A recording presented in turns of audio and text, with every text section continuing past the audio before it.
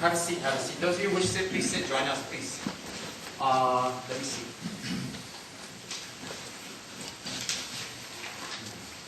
Come in, come in. Those who wish to join, come sit, have a seat.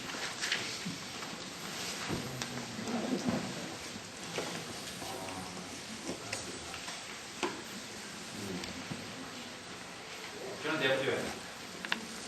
내어줘요, 내.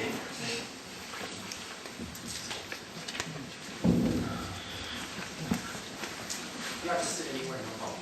Visualize yourself as someone else, okay?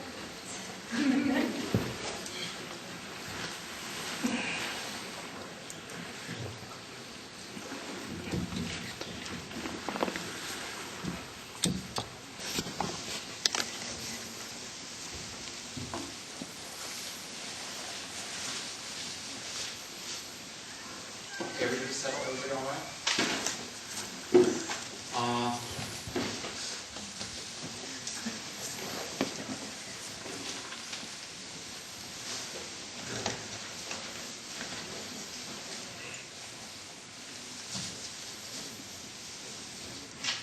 I have many people to thank, but I'm going to just go down because I have a bad memory. Everything about me is bad except my appetite. So what happens is this, all of us, there are people, my friends have come from very far, Mr. Frank, and some have come from New Zealand, some have come from the Netherlands, some have come from Malaysia, Singapore, some have come from England, because we decided to go on a pilgrimage. So they all wanted to join. There was a lot more people who wanted to join because of time and all that, they couldn't make it. So these are some from Switzerland, I forgot, and there are many people here. And we have a Dharma center in Kuala Lumpur, and it's called Kichara House. And Kichara, of course, you know, is the diamond heaven of Ajahn. So instead of putting Kichara holy place, Kichara house, we want to make it more welcoming. And our center is dedicated to the long lives and the proliferation of the great masters, such as His Holiness, and all my gurus, all my masters, and for the spread of the Buddha Dharma in general. And our group, we have quite a nice group, cozy group. They are very dedicated Dharma practitioners, and they are very sincere, and like all Dharma practitioners everywhere. And we're not blessed with so much Sangha yet, but I'm going to make a difference. We're going to see a lot of, here we have a lot of long Sangha. We're going to have a lot of black-haired Sanghas, but not Tibetan black hair. It's going to be fair-skinned black hair, not Tibetan medium-skinned dark hair. So that would be nice. More Sangha, better. Where there's more than 4 Sangha, the Dharma will grow, as Buddha has said. In any case, I have many lamas. I have many teachers. And I've taken oral transmissions and initiations and transmissions and commentaries from many great masters. The most illustrious from Tibet. And my root guru is His Holiness Kachasama of Ganden Monastery, who was the one who set me on my path, told me who I was, but I'm still looking for myself, and tell me what I should do with my life. And I'll never forget the time and all the blessings I received from His Holiness Kachasama.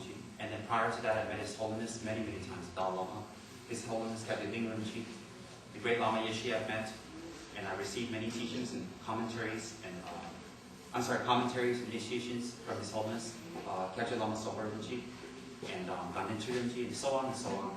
And my designations from Ganden Shatse, and these holy monks have come from Ganden to help me. This is Geshe Kunzo Doji, he's a Geshe from Jangse Monastery. This is Geshe Tundru Wangchuk from Ganden Shatse Monastery.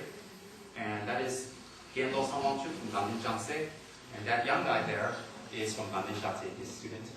And they all came up here to help me to bring the statues and all that stuff. I came here about 10 years ago. The center was small. There were few people, big gate around. And I remember a very kind person at that time, Kabir Saxena. And is he here? I don't think he went out. Oh, there, I'm so sorry. I remember a very kind gentleman by the name of Kabir who spent some time with me. I don't think he'll remember me because I was just another little teenager running around, a silly Tibetan teenager. I am a silly Tibetan, but not a teenager anymore. I'm in my 30s. We never reveal our age, right? Okay, so I came here for some courses, and I came for some classes. They were extremely beneficial to me. And afterwards, I had the great honor to go to Kathmandu and attend Kopan courses and again meet His Eminence Lama Tsopa Rinpoche. And it's very strange because I have very karma to meet him all the time. Whatever cities I end up in, I always find out His Eminence has arrived on that day or the day before. And whenever I show up at the center, he happens to be there. I don't try to go meet him. It's not easy to go meet High Lamas and take their time and go there and tell them all our little crazy, hang-ups and neuroses and problems that are self-created. So I usually don't go and try to get an audience. But due to my good karma, wherever I go, I always bump into His Eminence and somehow seem to get inside the audience room. And His Eminence, Khyentse Sopa Rinpoche, has been of immense benefit to me personally, not just on a dharmic level, on a worldly level, in getting anything, visas, help, assistance, in many, many, many, many ways. I remember when I was in Kopan Monastery once, we had a 1,000 arm Avalokiteshvara initiation, and His Eminence was supposed to come around 9 or 10, and of course he showed up at 12. But it's okay, because, well, what are we there for? We're not there to hang out in the home restaurant and have more momos. So if we wait for the Lama, even waiting for the Lama is collecting the merit. And anyways, we were in a huge tent in Kopan, huge, and it was freezing, very, very cold. And I had walked up from Bodhgaya, because at that time we don't have any money for transport and all that, and the roads weren't too good. So we'd walk up from Bodhgaya, which take us 2-3 hours, and we carry a lot of offerings and fruits and everything. Well, I would. And we'd walk up there, and one time I showed up at the initiation, of course, at 9, and when you go up toward Kopan, the hill is very dark, and you can't see at all. So when you go about 2/3 up, it's totally in the dark, and I left late. So I was walking around in the dark with my robes on, and with my offerings, and kilos of fruits and all that stuff. And when we arrived in Kopan, I missed the main road. I actually had to climb up the side of the cliff, so I was actually climbing. I climbed on top, and I was a little messy, but I made it. And then when I rushed up there in the dark, I found out His Eminence is going to be a little late. And we all hung out, just waited around in the tent. And around 12 o'clock, His Eminence showed up and conferred 1,000 arm Avalokiteshvara initiation. And about 3 hours into the initiation, I was, and I think everybody was, starving, cold, thirsty, hungry, slightly frustrated with ourselves because, I had to pee as usual. And anyway, we just hung out there. And they served us Tibetan tea, which at that time, I'm Tibetan, but I didn't like it because I grew up in the West. So at that time, I didn't like the Tibetan tea, but anything hot and liquid, I would take it. And so when we got the tea, and some of us you may know, some of us may not know, but Sopa Rinpoche has a wonderful habit of offering tea for about 15 to 20 minutes until it gets cold. So we're all standing there holding our mugs and watching the steam. I was actually visualizing the steam going in my mouth and offering to my yidam in my heart. It was wonderful. I just offered steam till there was no more steam to offer. So I just watched the butter get harder and stiff. And then Lama Tsopa, of course, was in full meditation. He was doing his offerings. And a part of me, 99% of me was saying, wow, no attachment. 1% of me was thinking, hurry up. Okay, 2%, I admit. And finally, when Rinpoche finished, we had tea. And then we concluded the initiation. And then I thought, oh my God, I got to walk down to Bodhgaya in the dark again, another 3-4 hours. And Rinpoche doesn't know me at that time. I mean, there was anything about me. I was just a skinny little young kid. And out of the crowd, there was hundreds and hundreds of people there in the tent. Out of the crowd, Rinpoche signaled his attendant to call me over. So when he called me over, he said, "Do you have a place to stay? Where are you going?" And I said, "No, I don't have any arrangements." And I was so moved, because it's very rare that High Lamas in Tibet will show the power of clairvoyance. And I'm not praising Rinpoche, because I've seen it on many occasions. It's very, very rare, especially within the Gelugpa tradition of Lama Tsongkhapa. It's frowned upon to show any type of extra normal powers. You're supposed to show the essence of a Hinayana practitioner on the outside, a Mahayana practitioner on the inside, and in secret, one that wishes to liberate others, a Vajrayana practitioner. So in the holy tradition of Lama Tsongkhapa, any type of extra paranormal powers is frowned upon, always.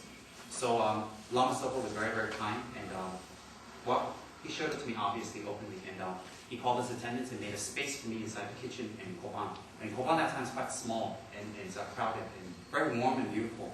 And he made a little spot in the kitchen for me, and he even gave me a sleeping bag, and I thought, wow. Initiation, blessing, I was noticed. We all want to be noticed. We all want to be different. We all want to be somebody. We're all We all want to be emanations or a Dakini or a Daka or where His Holiness the Dalai Lama's cousins, nephews, brothers, sisters, son. We all want to be somebody or something. When we walk into Dharma crowd, we all want to be noticed. We want to be different. We want to be recognized. You know, we want that red seal from the government of Tibet, the Dalai Lama, to come down and say, "You're somebody." And well, I did my best to bribe my way, and I got it. You know, I went up, but they said no, we don't take bribes. Anyways, just kidding.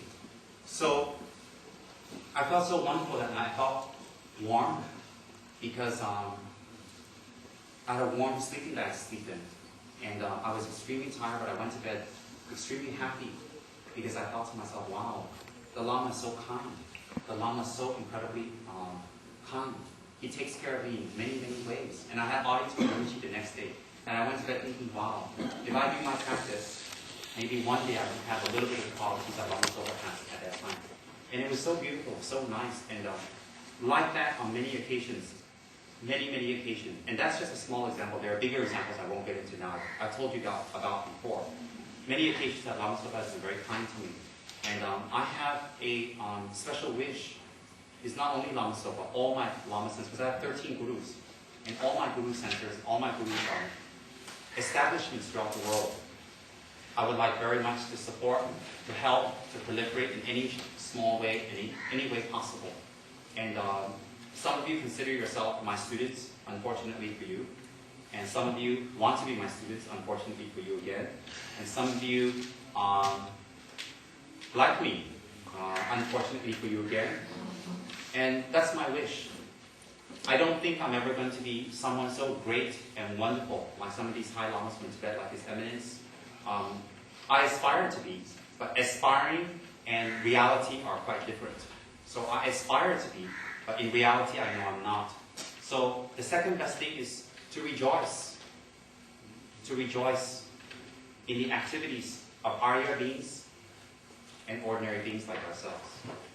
So we're in the center of one of my gurus, His Eminence Rinpoche. And he and his guru, Lama Yeshe, has benefited the Dharma in foreign countries out of Tibet in so many numerous ways you guys cannot even foresee, because you were not in America in the teachings. You didn't meet them. In fact, my guru, Rinpoche, through Lama Yeshe's kindness, was brought to America, was invited by Lama Yeshe first, and then later came to our center to Darjeeling, and I had the honor to serve and to be his cook and to be with him. And all came from Lama Yeshe. And in the Tibetan communities, some of you might know, might not know, when Lama Yeshe started teaching non-Tibetans, he was highly criticized. He was highly criticized because they always said, in Tibetan they have a saying, the yellowheads will never be able to learn the Dharma, will never be able to absorb, meaning foreigners.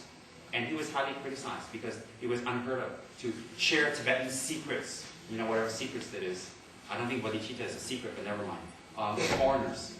And so he was highly frowned upon. And when he started benefiting, and the centers grew, and the people grew, and the commitment of the people grew, the Lama Zopa and Lama Yeshe's force is a very powerful force in the world.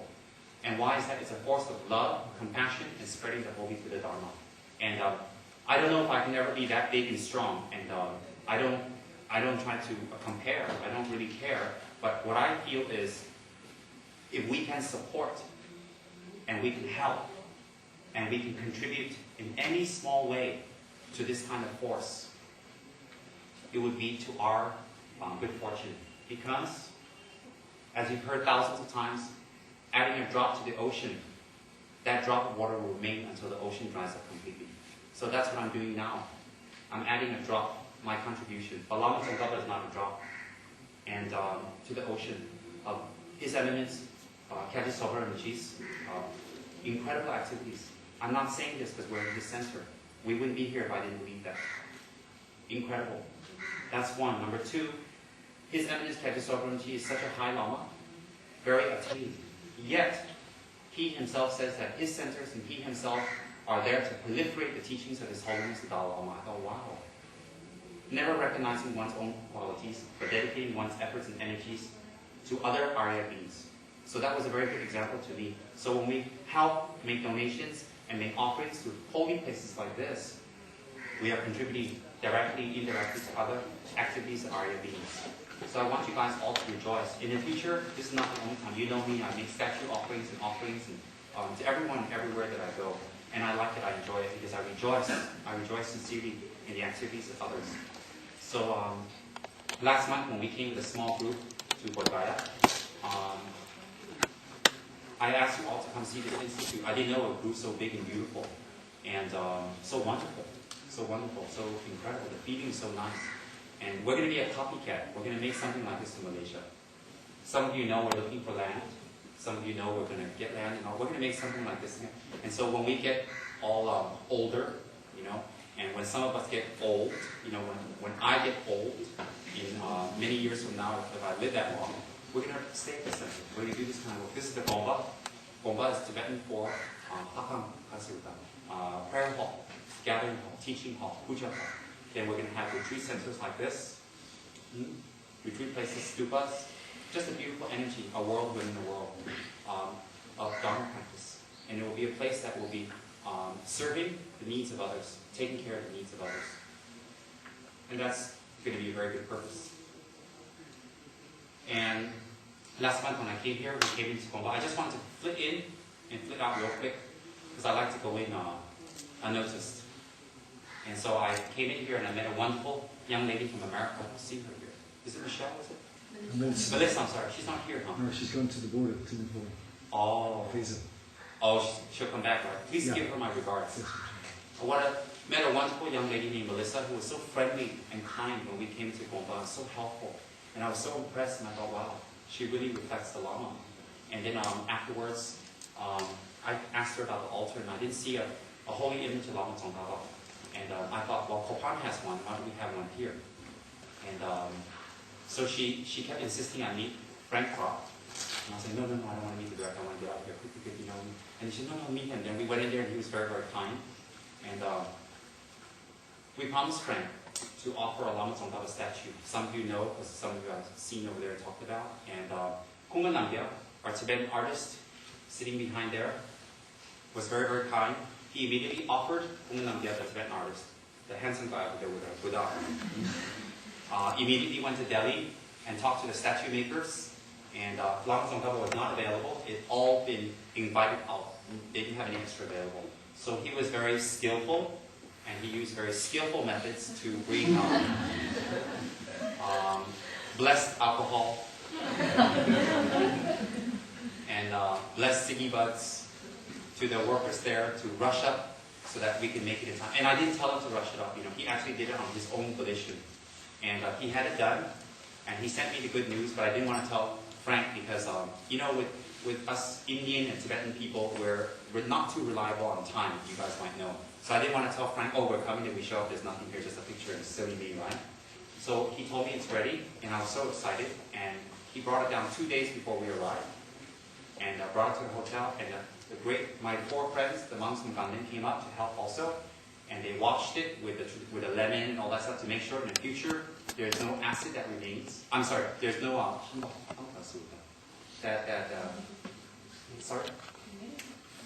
the humidity, yes, is removed so that it doesn't become white.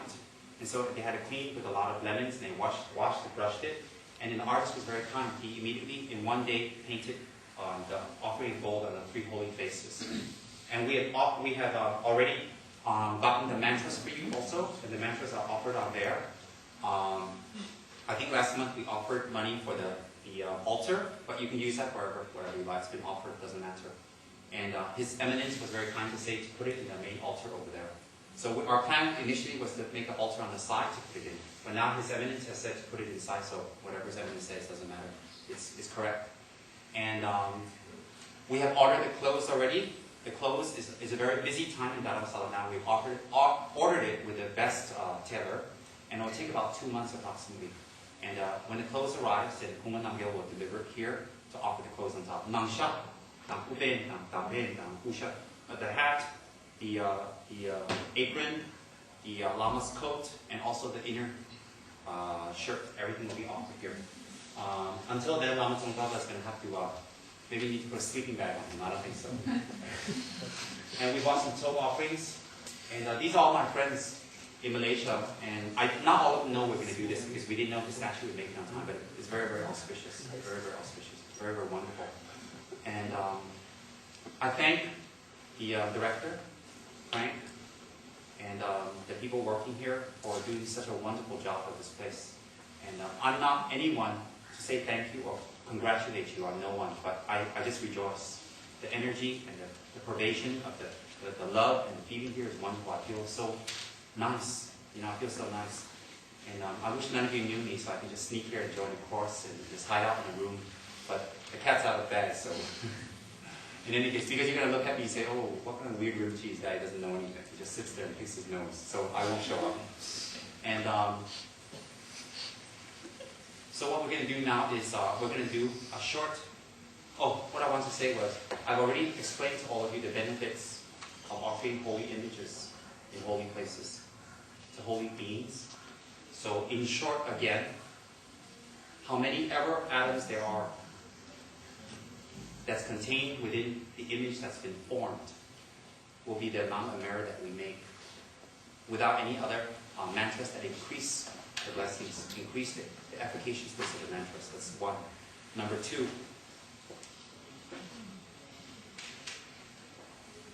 the mantras we put inside. The mantras we put inside. Tibetans have this fear that, oh, I forgot to put the mantras inside, right? Sorry, the Om Ah Hum. I'm sorry. And Tibetans, the villagers believe that if you leave the statue empty, the evil spirits go inside. But I don't believe that because evil spirits are all around us, and I think there's one inside of me, so it's okay. So I don't worry about that. And Kajit Soranji said that if you believe that this is Manjushri, if you believe that even this stone is Manjushri, by the power of Manjushri's compassion and skillful means, that stone will confer the blessings of Manjushri. So based on that, I don't believe in things like that. But I do believe putting holy mantras in, holy images, holy relics in. Every time someone makes an offering, a prostration to that, if there's 1,000 mantras inside, they'll be making offerings to 1,000 mantras. So it's very powerful. We've already offered that here. And however many days the statue exists, everything's impermanent exists, is the amount of merit we'll make every single day. And some of you here might have thought, oh, I didn't contribute anything to it. You don't need to. Just rejoice from your heart. Rejoice. Okay? It's the same. It's the same. Many years ago, I couldn't offer anything at all anywhere. All I do was rejoice. Everywhere I went, just rejoice. And when I got some money, I still rejoiced. And after I realized, you know me, always trying to get away with an easy, free ride to enlightenment, but it doesn't work. So I've stopped. I'm rejoicing. I'm also making offerings and rejoicing. So I've stopped saving the money and rejoicing. So then the money came from a clean place. You know, I didn't bring all these beautiful girls from Tibet and open up a brothel, and from that profit I'm buying lamas and other statues. No, it came from holy, sincere motivations from wonderful people. And the place where it came from is clean. The object itself, of course, is the King of Dharma, Lama Tsongkhapa, we don't need to mention, and his two great disciples. And the place we're offering to is a temple, is a monastic institution. It is a retreat center. It is a place where hundreds and hundreds and hundreds of Sangha and hundreds and hundreds and hundreds of people who give up their lives and time and energy to come here, to study, to practice, to retreat, to do the Dharma, in order to gain some sort of mind and power and energy to be a benefit to others, inspired by their gurus. So we're in a place where you talk about sacrifice, which leads to renunciation. In the beginning, we don't have renunciation.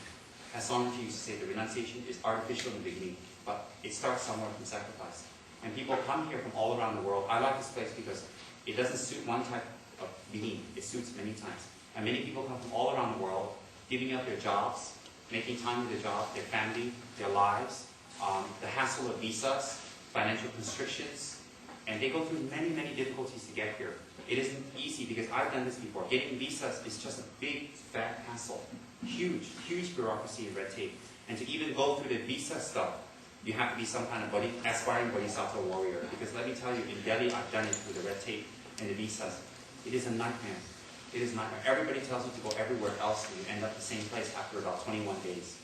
And then that's after a lot of pujas, a lot of divinations, that time no email, a lot of calls for a lama, and it's a lot of hassle. And people come here for what? They didn't come here to breathe the air. They didn't come here to look at the sights. Yes, the tree is wonderful, the Bodhi tree is wonderful, but we can't, we can sit under the tree, nothing happens. There are dogs, and there's people, and there's me sitting under the tree, nothing happens. But we have to generate something in here. People are here for a reason, to practice the Dharma. How? To learn, to listen, to contemplate. Listen, learn, contemplate, and put into action. And it took a lot of effort to get here. So if we offer things here, many, many beings will come through here and make offerings. And they will be able to collect merit towards their practice. And we contribute towards that. So every single person who comes here makes a prostration. Every single person who makes a circumambulation. Every person that generates a bodhicitta here in front of this altar, or any person that sees it, we help them towards their spiritual journey, their spiritual practice. And we contribute towards that. It doesn't have to be our center, our place. It doesn't have to be anything. It is from our pure mind that we contribute towards this. And I think that's wonderful. That's one.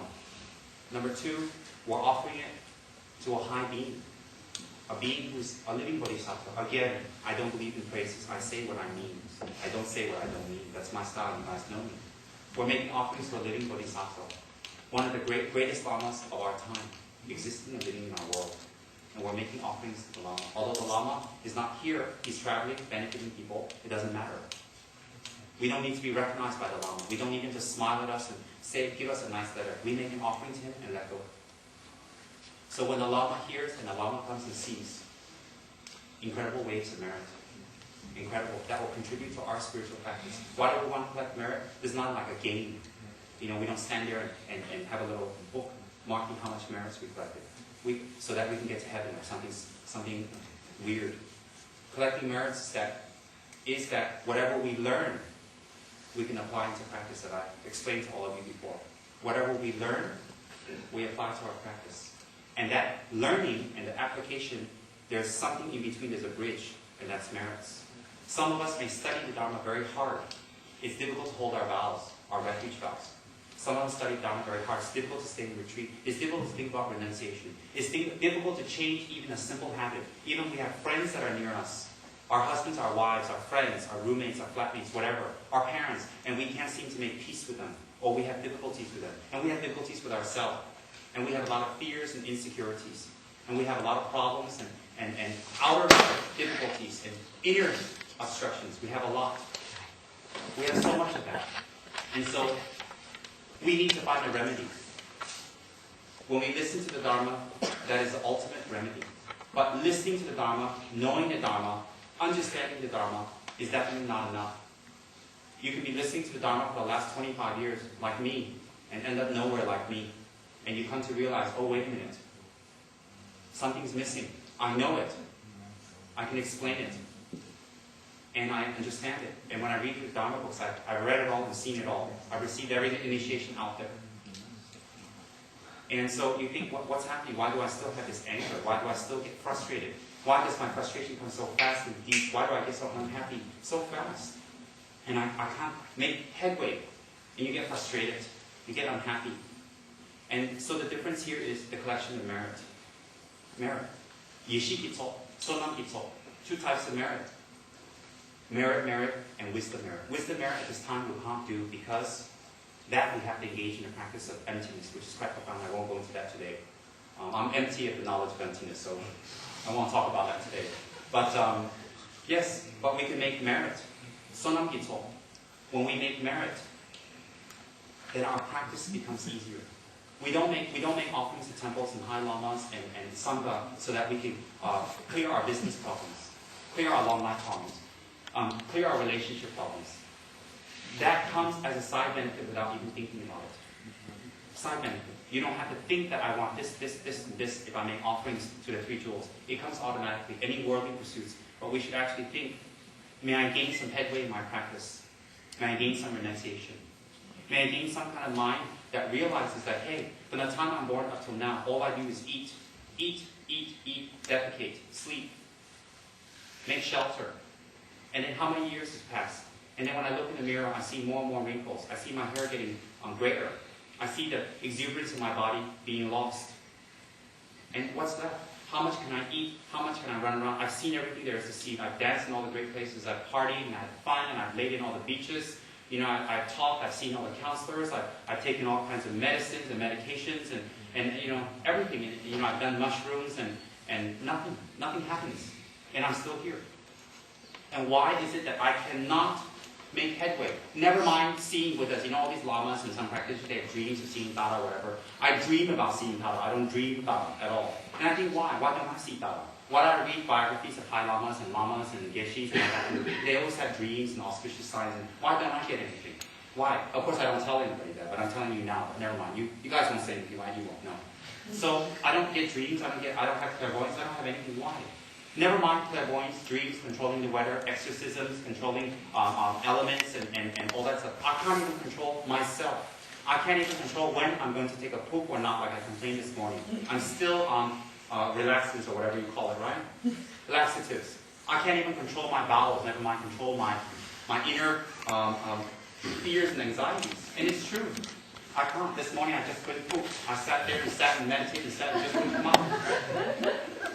And then I found out you don't eat bananas if you want to poop. I ate a dozen last night because I'm on a diet. I'm on a constant battle with myself, losing weight. And I think I was Karen Carpenter in my previous life. I don't know. But anyways, I can't even control my bowels. Never mind control myself. And I'm really getting tired of fighting myself and fighting myself not to fight others. I'm tired of looking at people and noticing everything. And that gets on my nerves. That gets me frustrated. That gets me unhappy. That makes me angry. I'm tired of scolding people out of anger. I'm tired of noticing things wrong. I'm tired of expecting things and things don't come my way. I'm not saying this to be humble. I really am tired of that. And I think back, wait, what makes the difference? And I think some of you are in that boat with me. Some of you, with respect to the Sangha here, some of you are in that boat with me. And so what do I think is, we go back to Lama Tsongkhapa's Brahman Chenra, the great exposition by Lama Tsongkhapa. We were reading this just before we came. And there's the link, making merits. Making merits, and it will only be merits and not karma if our motivation is correct. And if we make merits, we will see our learning of Dharma, our reading of Dharma, will become easier and faster. And our understanding of Dharma will be smoother. And we will see the results of our practice. Then you will see your neurosis become less. Your afflicted emotions. That really is the cause of our own unhappiness. I hate to re-quote great masters a million times over, but it really is the object that makes us unhappy and makes people around us unhappy. Never mind all sentient beings. If we can just make sentient beings around us happy as a start, that would be fantastic. If we make our wives happy, we can make our husbands happy.